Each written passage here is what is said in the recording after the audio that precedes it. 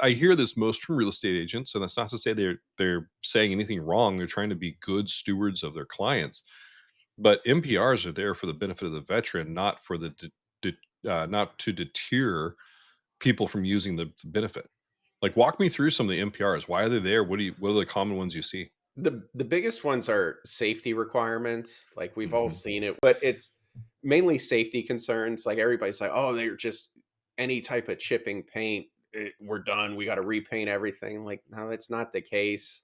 So, a lot of them are safety, and with the chipping paint, for example, we're gonna see it more on older houses, but that's, like you said, veteran protection. And then a lot of times people don't realize that some of these can be waived at request of the veteran. And it's Hmm. pretty simple process to where I've had multiple ones waived where it's like a three-step porch.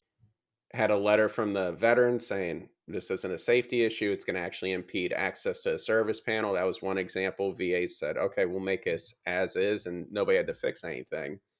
And it also goes back to there's times where people will blame the VA appraisal for getting repairs called out on it. And I've actually gone back to appraiser buddies and sent them screenshots. Like, I would have called that out on conventional. So it's just, again, teaching that misconception that it's not always VA. It's going to be the appraisal process in general, because lenders are going to look at three things: protecting their interest, protecting the borrower's interest, and protecting the collateral that is securitizing this loan. Can you give me some insight on why you called this out?